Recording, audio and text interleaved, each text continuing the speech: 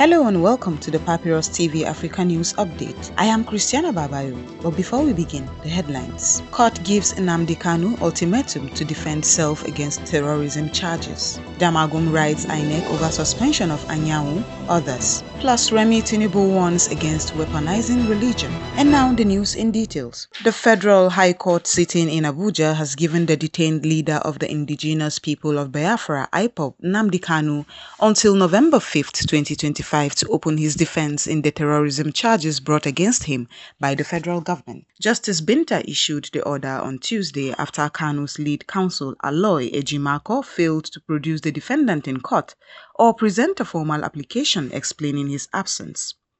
The court noted that despite repeated assurances from Kanu's legal team, the defendant had yet to begin his defense months after the Supreme Court ordered that his trial resume. The judge also reminded counsel that the court would not entertain unnecessary delays, especially after ruling that Kanu must stand trial for alleged acts of terrorism, incitement, and unlawful possession of firearms.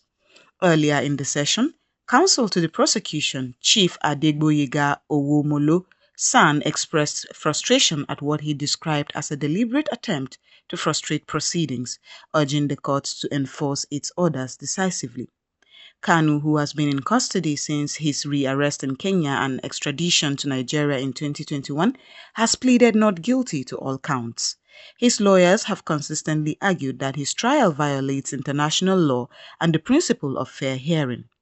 Supporters of the IPOB leader have continued to stage peaceful demonstrations calling for his release, while security agencies have maintained heightened presence around the court premises during hearings.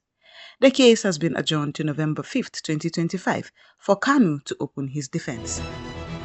The acting national chairman of the People's Democratic Party (PDP), Ambassador Umar Iliya Damagum, has written to the Independent National Electoral Commission (INEC), notifying it of the suspension of the party's national secretary, Senator Samuel Anyanwu, and several others over alleged anti-party activities.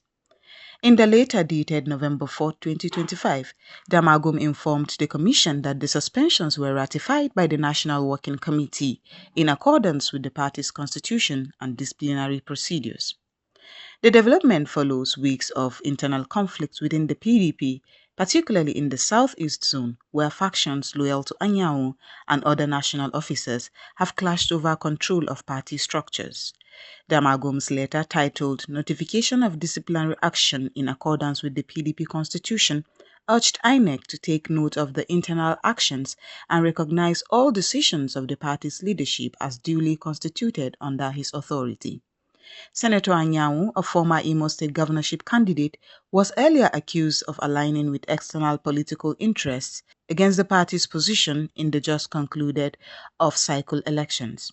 In a swift response, allies of Anyanwu dismissed the suspension as politically motivated, insisting that due process was not followed and that the NWC lacks the authority to remove a constitutionally elected national officer without the approval of the National Executive Committee (NEC).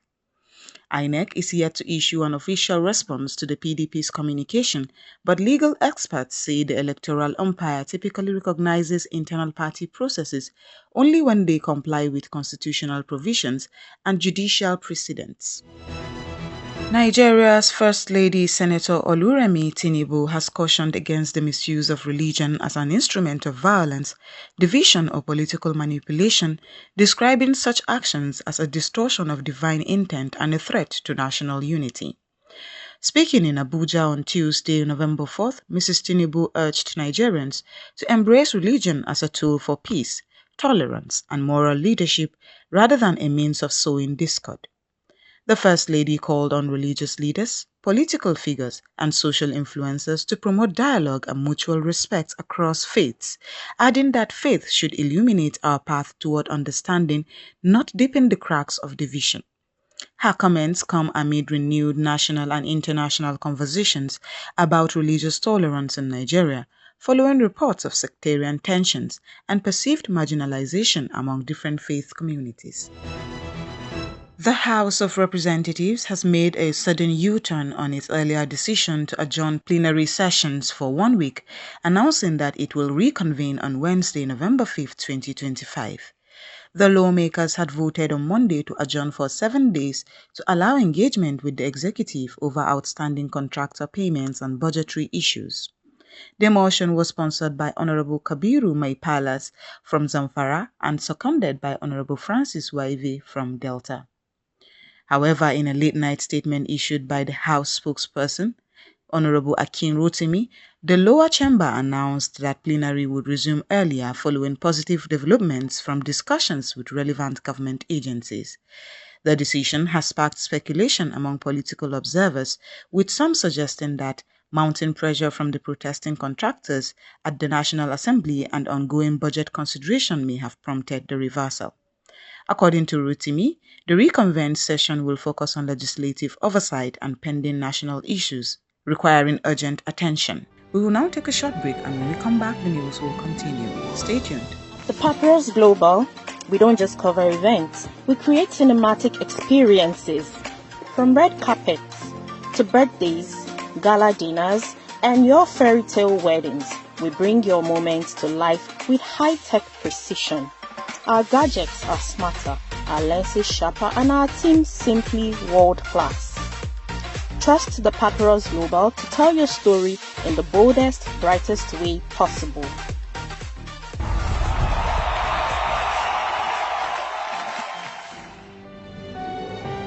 Welcome back, and now the news will continue. Leaders of the All Progressives Congress APC in Delta North Senatorial District have declared full support for the creation of a Anioma state, describing it as a move rooted in equity, fairness, and political balance within Nigeria's federal structure.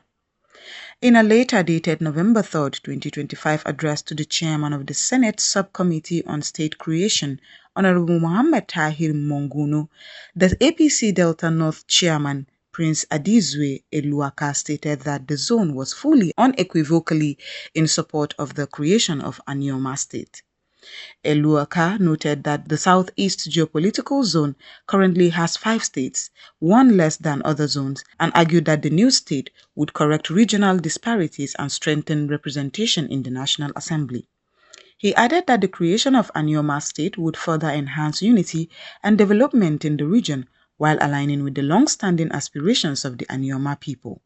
Support for the proposed state has been voiced by traditional leaders, youth organizations, and civil society groups across Delta North region. The Senate Committee on State Creation is expected to continue its review of pending proposals in the coming weeks.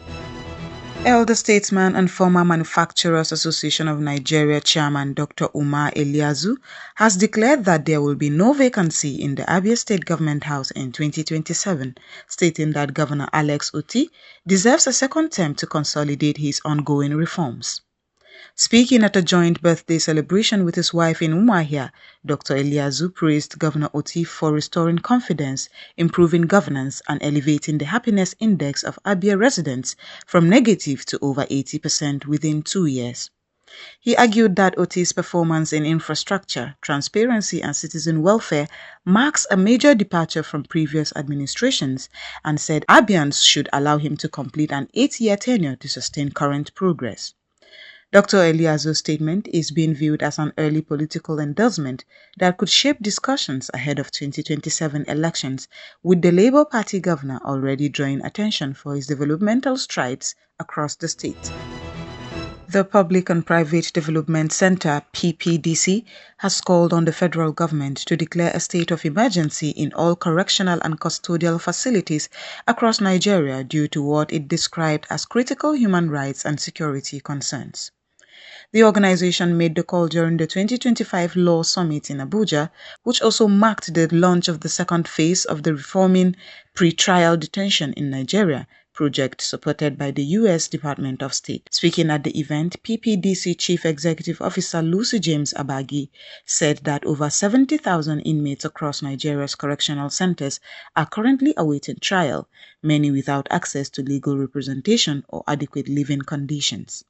She revealed that PPDC, through a network of over 330 clinicians and 200 pro bono lawyers, provides free legal aid to indigent inmates, but noted that the scale of the crisis requires decisive government intervention.